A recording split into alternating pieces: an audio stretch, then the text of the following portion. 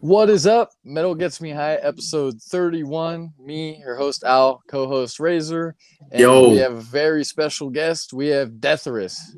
What is up, you guys? Not too much, man. What's going on? Not much, man. same shit. Uh, We just got off work. Sorry about the timing. We just got yeah. off work and we sprinted Oh, it's home fine, trying to man. get everything ready. Well, the way I found out about you guys is funny. We had a listener comment on our 200 stab wounds episode, and said, "Yo, you guys should get Detherous on. They just put out a new album." And to be honest, I hadn't heard of you guys, so I was like, "Well, somebody's listening to our shit. Let's see." And they're saying this band's cool, so they got to be cool. So I checked it out, and I was like, "Holy fuck! Like this is really good." Because like you guys is the type of death metal that you guys are doing. It's a lot different than like maybe like some of the trendier stuff going on right now, as far as like everything's groove kind of hardcore, whereas you guys are playing that blazing fast thrash infused death metal. So I hadn't heard anything like that in a little while, and it was a good refresher. And I was like, all right, let's hit them up because this is some good shit. I'm a fan. Let's talk to Yeah, these guys. yeah, man. Sick. I'm glad he said something because yeah, I checked your shit out too, and man, you guys fucking killed it on this last record. Thank you, guys. Thanks, man. Appreciate that. So can you guys give us like a little bit of an idea, like how I see on the Metal Archives, you guys started in 2014. A little bit of like how your band came to be.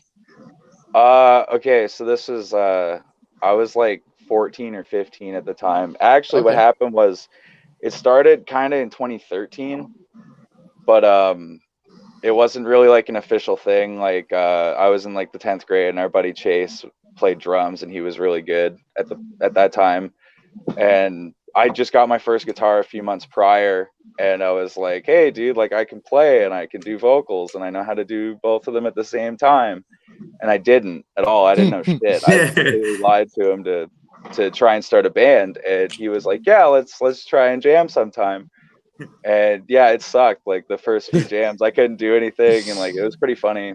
But so like a whole year goes by of just like practicing like Metallica covers and like Iron Maiden and Priest and stuff like that, just all the classics, stuff that we really liked, and we started forming our own songs and whatnot. And so 2014 would have been like the actual kind of formation of a real band of some Okay. sort.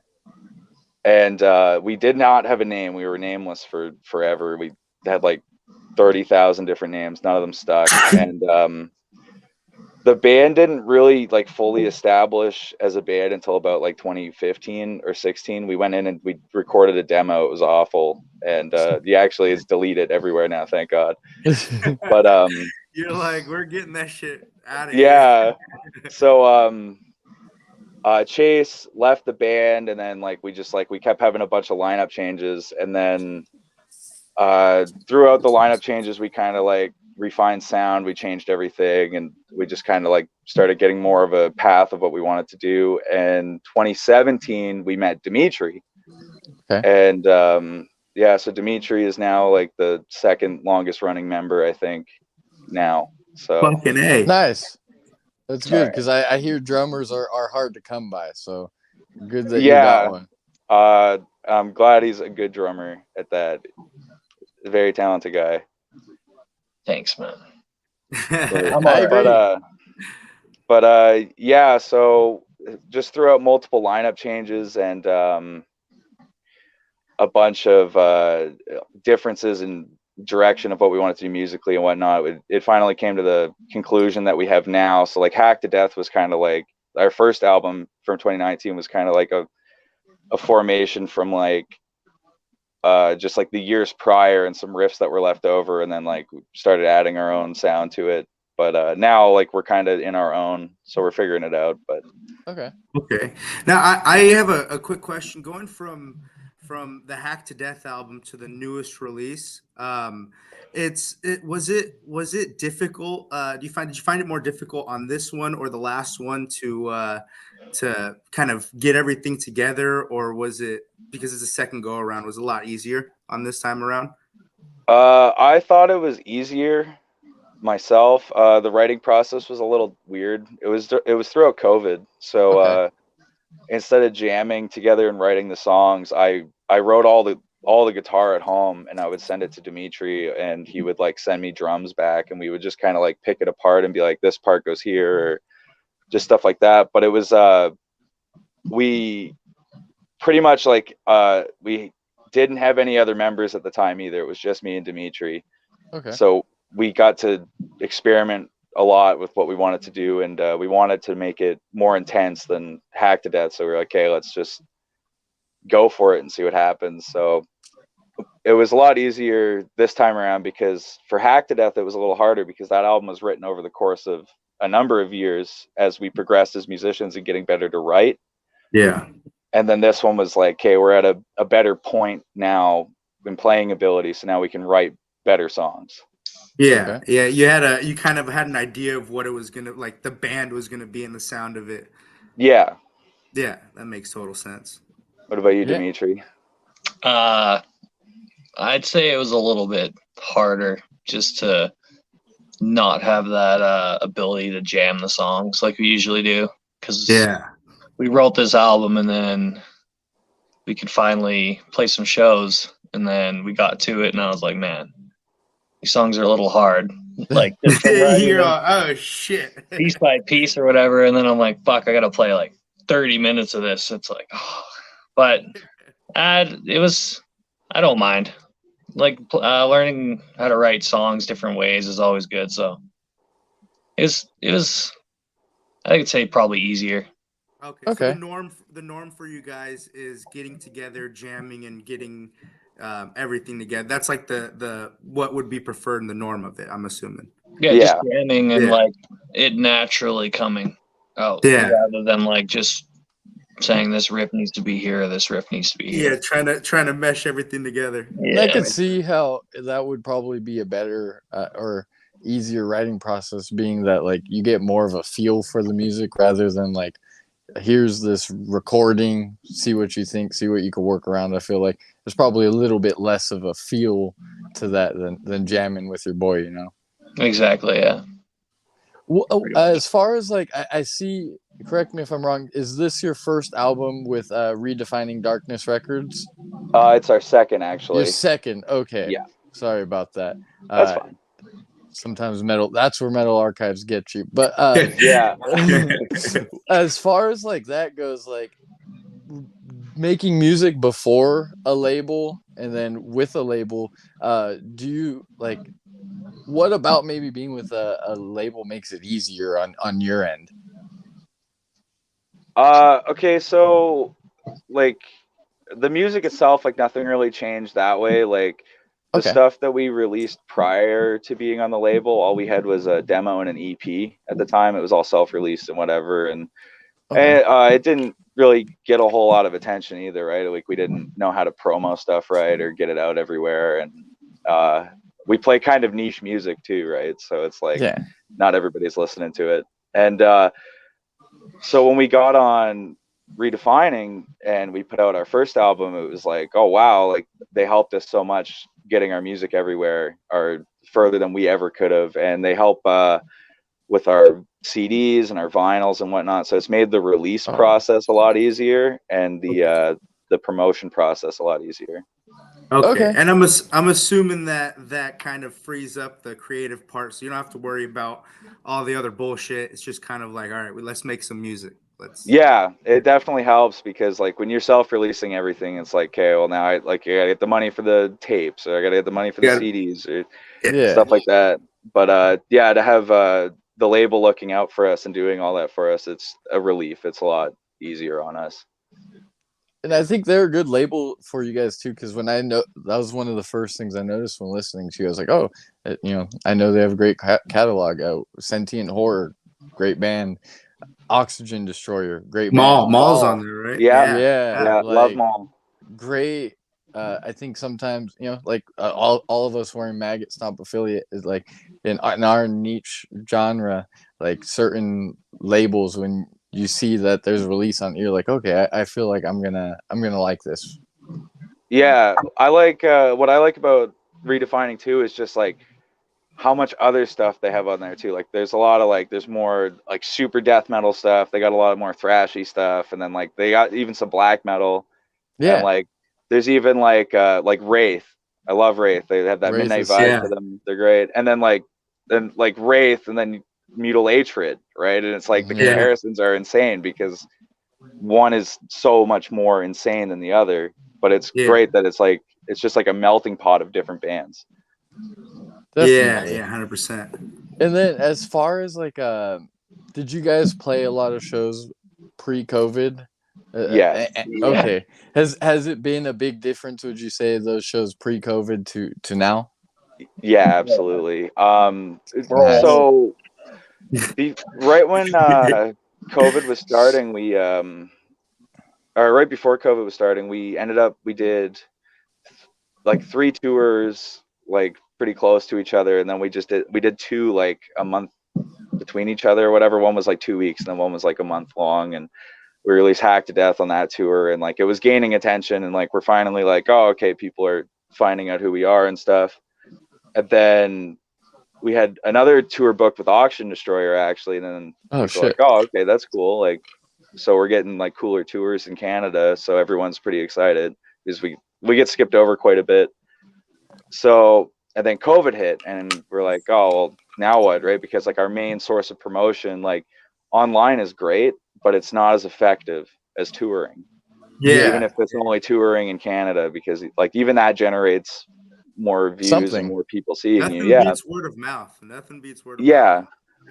And so during COVID, we released a split with Stench of Death, another Calgary-based band, and then we just like we tried to promo Hack to Death like as much as we could in our free time. We had nothing else to do, and then right after COVID, we started like getting into shows again. Our first show was with a band from Quebec here. They're called Outre Tomb. I don't know if you guys are familiar with them. I have not heard of them, but I'll definitely have to check them out. Yeah, let's check them out. Really great death metal. They sound like Pestilence, Obituary, Bolt Thrower kind of stuff. They're great. Yeah. Great guys. And that's our first show back. And we were kind of like, well, how's it going to go? Like, does anybody care about us anymore? Does anybody care? It's been so long. And sure enough, like it was great show. There was a lot of people there and it was nice. And then we went and played in Vancouver right after. We went and played this thing. It's called Modified Ghost Festival. And I've heard of that. Yeah, it's pretty much like the biggest Canadian music festival aside from like Heavy Montreal or whatever. But like Frozen Soul was there, and DSI, Dying Fetus, like that whole that whole Dying Fetus tour was there, and like there was all these crazy big bands were there. And we played on the final day with Sacrifice. And it was supposed to be Sacrifice, Razor, and Exciter, but Razor had to drop out. So like all these Canadian like legends, and we got the opening slot somehow. So we were like, okay, like, let's roll with it. Yeah, that's awesome. And there was a lot of people there for our set, and it's like it was crazy to see. Like we didn't know like if these people knew us prior, or like just word of mouth or whatever. But there was like a good amount of people to see us. It was great, and then we just did a tour a couple months after, and every show was like insane, and like people are just hungry for shows after COVID, and like Canada doesn't usually get, like we went to a lot of the smaller places that don't usually get shows all the time, and they were packed. Like it was insane. It was great. Like there was maybe like 2 or 3 shows on the whole tour that like there wasn't that many people, but everyone was still pretty stoked to be there. Yeah. So but I definitely feel you on that, because I know for me as a fan, like not being able to hit shows was a real bummer. So as soon as it came back, I was like, shoot, I got to freaking go to every show I can before it gets taken away, you know? Yeah. Now, are you guys? Do you guys live fairly close to each other, like in the same sort of region? Yeah. I know you were saying it was a 30-hour drive to go see 200 before we started. Yeah. I don't know. I'm like, where are these guys at? Dimitri lives like 20, like not even 20 minutes from me, like 15 minutes away from me. Not even like minutes. Yeah, okay. It's like me and Al. Yeah, it's the same thing. What's like, so usually like when you guys do the scene, is it fairly close? Is it like within a couple hours, or do you have to drive a little bit as a to like that show, for instance? Was that one fairly close? Vancouver, that was 12 hours. That was okay. So that's a mission right there. Yeah. But like when it comes to our city, like we're pretty good. Like Calgary, so we have Edmonton too. It's like 4 hours away from us, and most of the Okay. bigger shows go to Edmonton. So like if we want to go see a big show, yeah, we might have to just drive 4 hours. But sometimes we get lucky and they come to Calgary, and it's great. But so like yeah, we're pretty like close. Like there's always music going on around us, even if it's not big shows. So it's nice. That is Yeah. good. Yeah, I like personally lately have been like digging the smaller shows more than the bigger shows, just because I feel like so much fun. there's like there's like the show that we just went to, like it was packed for the first band, Phobophilic, because like they're freaking tight, and I like when you go to a smaller show like that, and from top to bottom, the venue's packed. Yeah.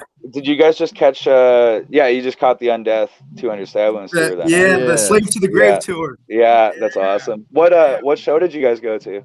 So we are in California, in like the Central Valley. So for us, we got to do like usually an hour and a half anytime we want to go to a show. So we caught the show in Sacramento, which is about an hour and a half from us.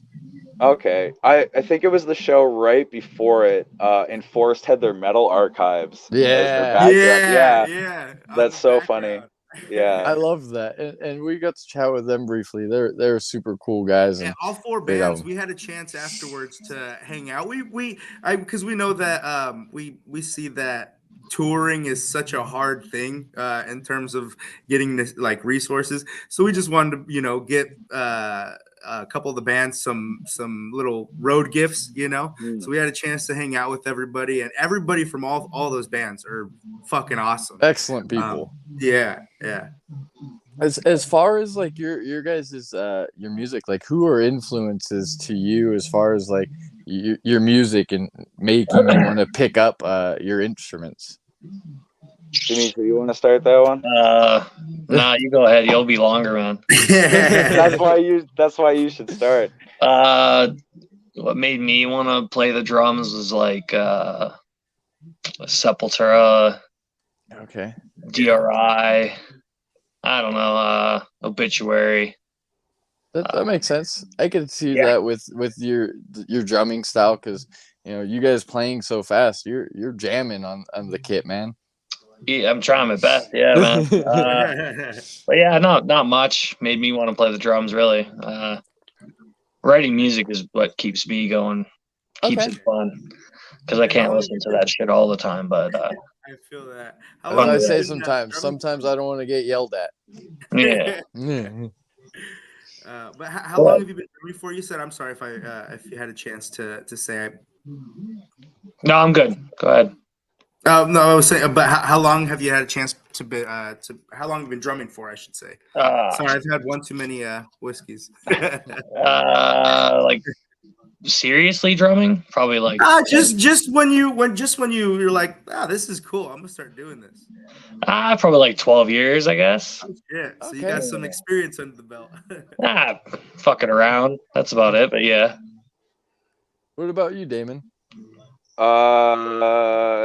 Started with Metallica, like most people. James Hetfield is a god, so it's like 100%. I want to be that guy, So started with that. I've been playing guitar for like 9 years now, but not really like seriously until like 2015 or something like that. But then like influences change, right? All the time, constantly. I started like finding like Demolition Hammer and Cannibal Corpse, getting heavier into Slayer and stuff like that. So influences changed a lot. But Demolition Hammer has always been like my main influence for writing. Okay. That's sick, man. That's always what I love about this genre is a lot of times I like being able to hear like the influences where you're listening to a song, you're like, what, this gives me this band vibes. That's what's awesome. And you saying that makes sense now. That kind of clicks. I'm like, okay, I can see an influence there. Yeah, they're like the brutalest band in the world. I still think that to this day. I'll never not think that, but they're just so aggressive. Like they're the most aggressive band ever. if I can even get a fraction of that, I'd be happy. You're like, I just want to get a piece of that. That's it. Yeah, like just a little bit. As far as like music goes, do you guys like listen to newer releases very often, trying to catch up what's out there? Constantly, man. I listen to new albums every day. I try to find everything that I humanly can. I mainly stick with like death and thrash. I'll like venture into some grindcore. I love hearing what's coming up and what's new, and like and then you get to like kind of like, oh, this band's gonna blow up next because like they have that sound. And I just love finding new music all the time. It's inspiring too. Like it helps with writing, and it helps with a lot of people know how to manipulate music better than you, right? And like Yeah. some people's ideas are insane, and to hear like Molder, like they're a great newer band coming up if you've ever heard of Yeah. them. I love their Definitely. new release. It's amazing. Yeah, it's great, man. And like everyone in that band too, they're all amazing guys, and like I love seeing that they're blowing up now too, and it's great. But yeah, like there's always so much good music out there. Like I hate when people are like, oh, there's no good music anymore or whatever, and You're it's not like looking hard enough. that's the whole They're thing. Like not. it's all underground now. It's great. I love it. Bandcamp has been the thing for me personally that has helped me find newer stuff, because I feel like if you go on Spotify, some of like the similar artist type stuff is kind of janky, and it's a lot of times stuff you've probably already heard. But with Bandcamp, just being able to go in there and like hit metal, and then hit grindcore, whatever you're in the mood for, like you never know what you're gonna find. And for me, it's always album covers. I'm like, I think I'm gonna like that. Let me check this out. At one point on Bandcamp, I had it sorted down all the way down to my tags were HM2 and Ohio and death metal. I'm like, let's see what's bracket over here. Man, I don't know what the fuck it is about like the Midwest and Texas right now, but it's just insane. It's fucking crazy. But great bands coming out of those places. So in your area, what are some like up and coming bands that are coming up with you guys? With you guys, yeah. Well, a lot of like the up and coming bands would be bands that have been around for like quite a bit, actually. Okay. There's another death thrash band here called Snake Pit. They're great, man. They're a lot more like hardcore influence. I was like 17. I saw them at a house show. Oh, and fuck. They were like a 3-piece at the time, and man, it was crazy. They sounded great, and then just over time they've gotten new members, and they're flushed out a 5-piece now, and yeah, they're great. Stench of Death, they're like one of the newer bands actually that is like up and coming. I really hope that some more people latch onto them. They're great. I'll have to check them out, because I just checked out your split with them, and that's all I've ever heard. So it's good to know. Let me check out Stench of Death. They just put out an album back in August, I think it was. Yeah, it's great, man. Great release. Like worthy of like Dark Descent or even Maggot Stomp. Like it's just really good. They're putting out some heat too, along with Maggot Stomp. Dark Descent. Oh my god, man! All the time. Such great bands under their $20 spin. There's so many good labels right now. Yeah, there's there's a few Canadian bands on $20 spin in Vancouver. There's one band, Atreus Billis. Probably saying that awfully wrong, but they're really good, man. Really good death metal. And then there's actually a new band out in Vancouver now. They're on Dismal Fate, if you know that label. It's out in Italy. They're called Groza. They're like, I've heard of Groza. Yeah, it's great band. Great band. Definitely. I hope to see them do some big stuff. Nice. And then, sorry, I lost my train of thought. Yeah, you're good, man. Long day. But like, as far as like your guys' plans, do you guys plan on trying to tour a little bit? Or are you guys kind of writing again? I mean, obviously you just put out a new album, so you got to let that sit out there. But so with writing and all, like, so we actually like finished writing Unrelenting Malevolence in like 2021. We recorded it in 2021 too, but like due to the state of the world and like the resource shortages and stuff, the release got completely pushed. And so yeah, it was like, yeah, okay, you're gonna be waiting a year and a half for your album to come out, and you're like, oh fuck. So that's great. So we're back. We're writing again. We were trying to tour. So being a Canadian band and trying to tour, it's really difficult. There's a lot of there's visa processes. Like it's really lengthy. They're expensive. The obligations they need you to meet for tours is crazy. Like you can't book one tour at a time and then submit a visa. You have to book an entire year's worth of tours and then submit it. Shit! So you gotta get booked out the whole year for that. And we're an independent band, right? So like I'm the one doing all the booking, and it's hard for smaller bands to get taken seriously by these promoters, and like they got to sign a visa form or whatever. Like it's nothing serious, but they kind of get freaked out by it. So it's a little harder, but we're hoping. Zeke said Groza, he wanted to shout him out. My bad for interrupting you, but that's he's fine, the one man. that put us on you, so we gotta give him a shout out. Yeah, absolutely, man. But yeah, like so as far as touring for this year coming, like we're kind of we're not going to really be able to do too much outside of Canada as far as we know. Okay. So we'll probably just have to stick within there. But yeah, we love to tour, man. Like it's the best part about doing this is touring. It's so much fun. You meet so many cool people, and it's the best part for sure. I couldn't agree more, because I feel like that is the biggest thing for like in every metal person's journey is the step from like listening to it to going to your first show. I feel like that's where it, like, for me personally, it changed, where I was like, oh, like this is what I've been looking for. Okay, I know it's way better live, you know, and yeah, I can imagine obviously you guys' music is going to be much better live, and you know you're gonna there's like an energy and a feel to it that you don't get over the, you know, over your phone or spinning it on vinyl or whatever, however you take your music. Yeah, we're definitely more of a live band, as most bands usually are.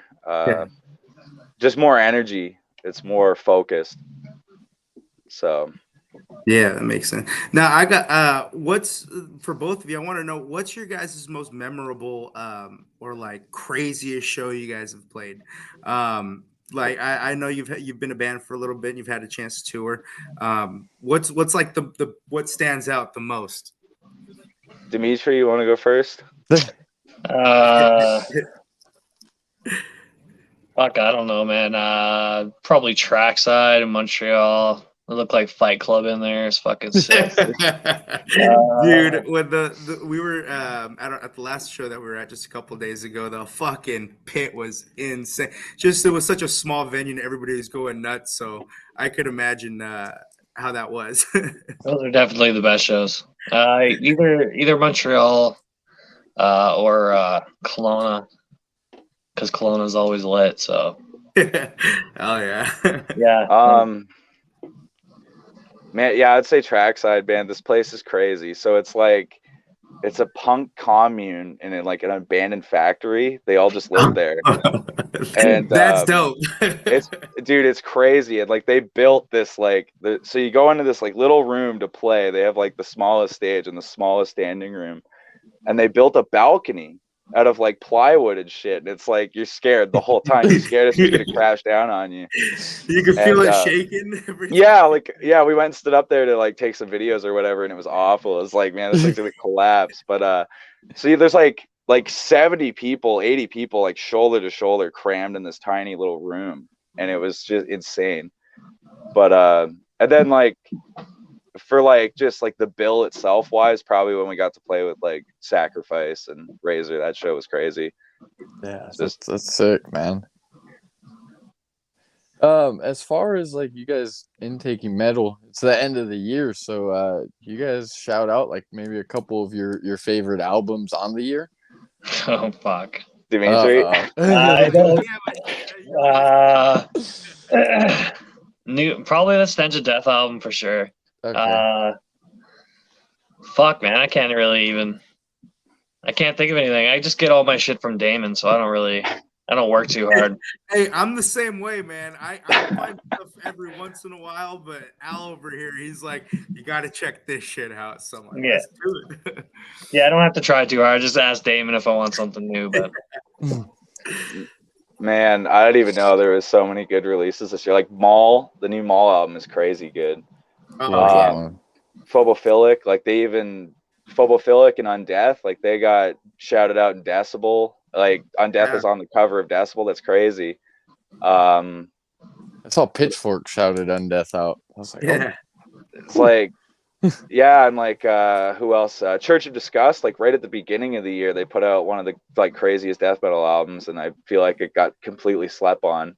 Like everyone just kind of missed it. I gotta check that one out because I Yeah, haven't even checked Hey, that one out myself. Our lists are coming to an end for the album of the year, so we gotta check that out. Man, it's crazy good. Or Flesh Rot, another Texas band. Great one. Unburied Corpses. Yeah, dude. Love that album. Great album. Molder, of course, like their album was amazing. There was a lot of releases. A lot of death metal releases, which is great. What would you say, being that you're in a death metal band, what do you personally think is the reason for the death metal scene kind of thriving right now?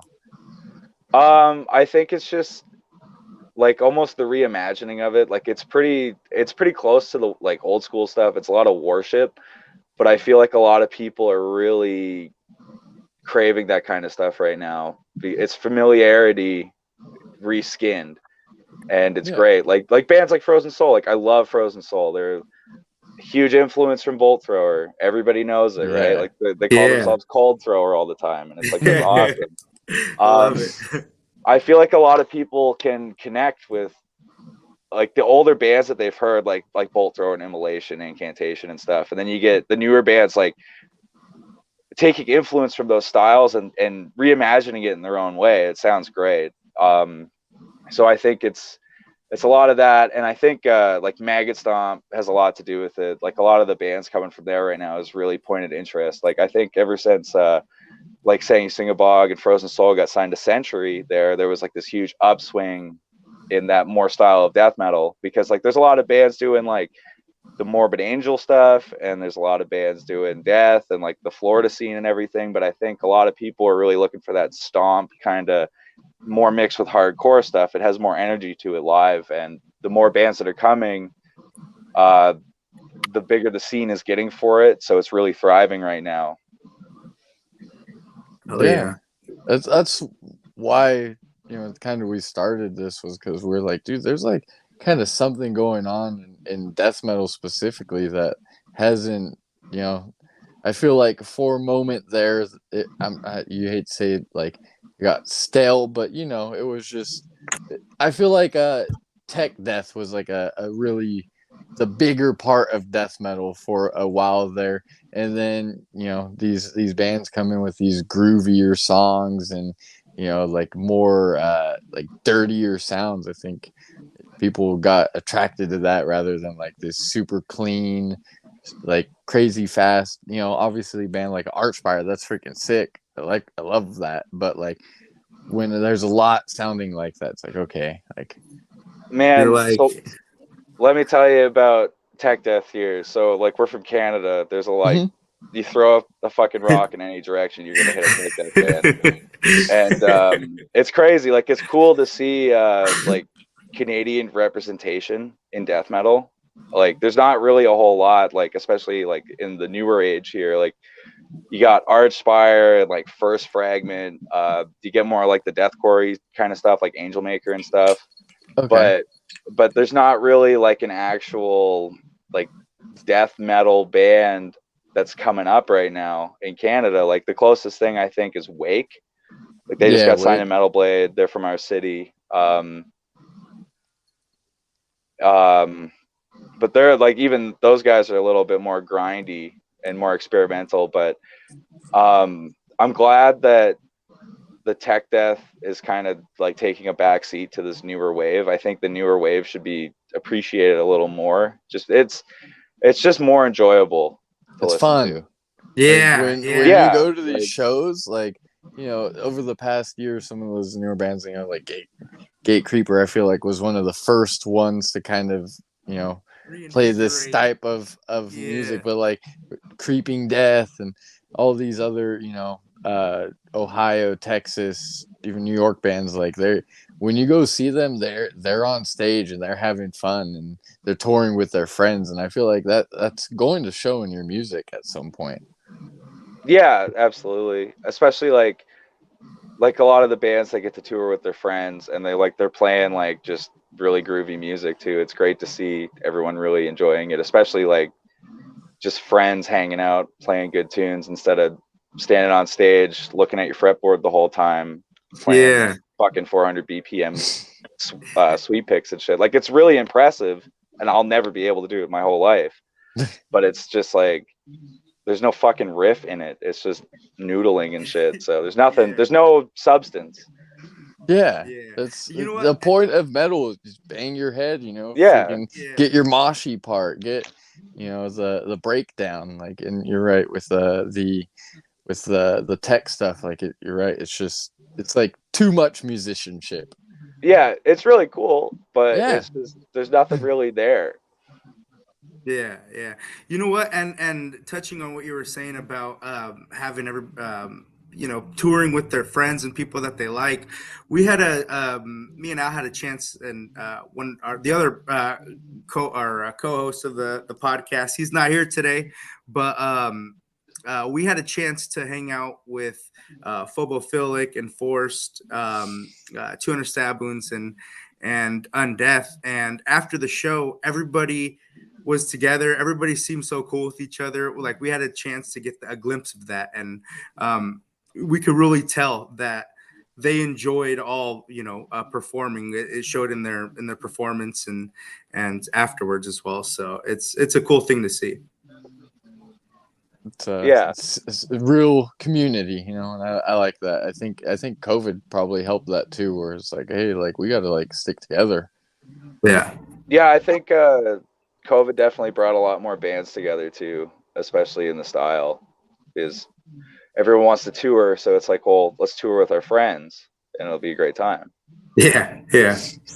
Well, we hope for your sake that some of those restrictions you guys got over across the border, that you guys could take part in that and tour with really cool bands, because I think you guys deserve it, because you guys play great music and deserves to be heard, man. Deserves to be shown on the road and have the ability to be showed to people who are here to see X band, but then they get to see you and they're like, oh damn, those guys are fucking cool. Well, thanks, man. Like, we're I really want to try and start bringing these bigger bands into Canada more, because a lot of the time they only touch like Toronto, Montreal, Vancouver, Quebec. Those are the only cities they ever play. Like, it's really rare that you'll get a bigger band come in and do like the kind of tours that we do here, where it's like a 30-day tour. You're playing small towns all the time, but it's like, Yeah, the crowds are amazing. And to have like let's say we ever got like 200 Stab Wounds here, they would insanely crush it. Every city would love it. But it's hard because no one knows that Canada is a thriving market, really. Like, it's tucked away kind of. You know what? I feel like it would be. It's the perfect place for metal. It's cold. People in the cold weather, I feel like, love fucking metal. So it intersects fucking perfectly. Or like, go ahead. Oh, is that? No, you go ahead.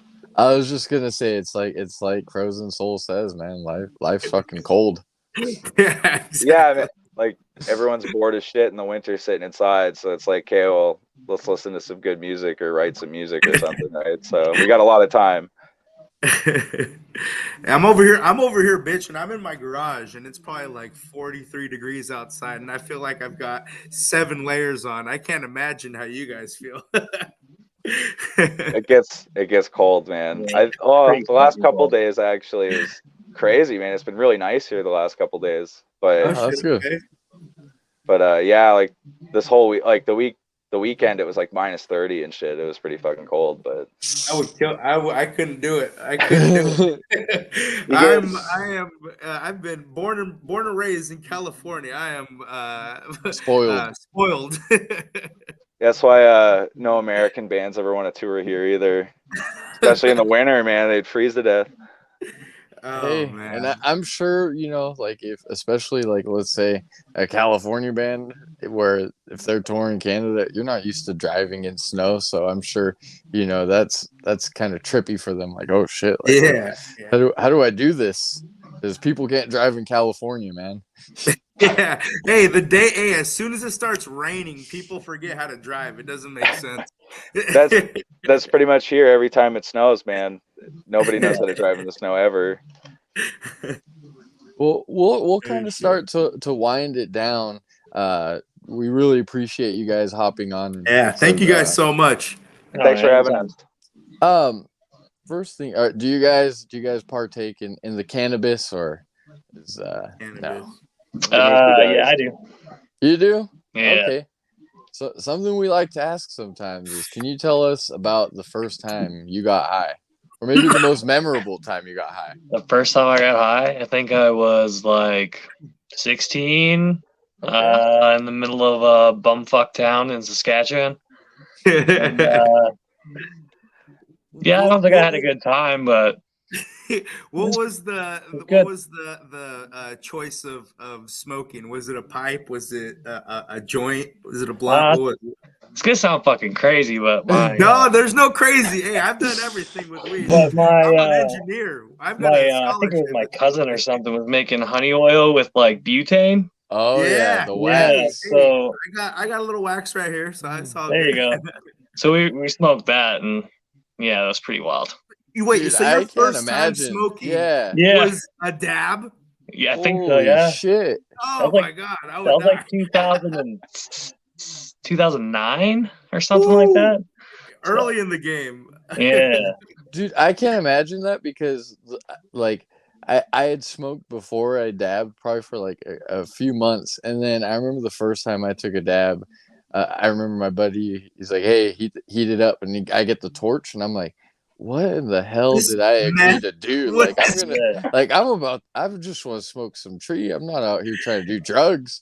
Yeah. And then he racks like what I call a booger's worth. It was like the size of a healthy booger, and I'm like, he's like, all right, take it. So I hit it, and I immediately throw up after. And like 10 minutes pass, and I look over at him, and like in my mind, my heart is thudding. So I'm like on my phone, like, can you die from dabbing? Fucking going crazy. I'm like, bro, will you feel my heart? And he's like, feels normal to me. And then like a couple hours later, we're in a group of friends, and he's like, hey, you want to take another dab? And everyone else took one, and I succumbed to peer pressure, took the second dab, immediately threw up, and that's how it started. Done for the night. The more you do it, the better, the easier it gets. So it's all 100%. Especially if I don't know if you've ever gotten to try one, but for a while there before it broke, I had one of those Puffco rigs. Man, smoking with that thing is a game changer because it heats. It's an electronic nail, so it heats you put the dab in first, then it heats the nail, and then it blinks, and then you hit it. Life changer, man. Yeah, we did that on tour, I think, in 2019. It was fucking. It'll put you down, man. It'll put you down. Bedtime. And then you, Damon, just tobacco admirer. You partake. Yeah, that's about it. Hey, I'm admirer of all, so I can get it too. Cool deal. Well, we put like the link, your link tree in the description. We want people, if they haven't checked you out, to check you out, and if they have, fucking buy any kind of merch that's on your guys' Bandcamp, because we gotta freaking keep you guys going. The last thing I want to leave you guys with, we'll start with you, Dimitri, since David likes to let you go first. How would you say that metal gets you high? Oh, what? What's the question? how does metal get you high? How does it get music, or I know you probably, being in a metal band, you probably don't listen to it all the time every day, but how does music in general get you high? How does it get you in that mindset? Fuck, man, I don't know. It gives me serotonin of like better times. Fuck, I don't know. Just makes you feel good sometimes when you're in your own mind and shit like that. Yeah. That's fucking sufficient 100%. For me. You're right. It gets your your chemicals going, and makes you feel better. So that's hey, that's what about you, Damon? How does metal get you high? Man, there's just nothing like it. Like it's just so crazy. Every genre itself, like involved in metal, it's always just crazy, and I just listening to it is always awe inspiring. You know, like it's Yeah. just it always makes me think like, man, how do these guys think of this or do this, or like even going to shows and like you have that feeling come over you of like adrenaline and just it's always a good time. So that's I guess how it gets me high. Okay. Yeah. Hey. Well, before we go, I gotta say, shout out. What is it? Zico2. What was his name? Zeke02 in the chat Yes. for shouting you guys out, bringing you to our attention, because you know with all the good metals that comes out, unfortunately you things get passed over, and anytime somebody tells me, hey, you should check this out, I'm always going to check it out. So Glad we did too. If anyone who's listening wants to shout anything out ever, I'm going to listen to it. So please do it. I recommend it. I appreciate keep it. it up, Zeke. Hey, keep spreading that metal love, man. Cool. Yeah, Well, thank you guys. We really appreciate it. And you know, we hope to see more from your guys' band and you know, making music, and then like I said, hopefully touring, because you guys fucking deserve to do that. Thanks, we'll come down there. Yeah, Hey, when you yeah. guys are down here, we got you on a little care package, so you just let me know. All right, sick. Thanks, man. Yeah, thank you. Of course. Cool. Well, all right, you guys have a good night. All right, you you as too, well. man. Take it easy.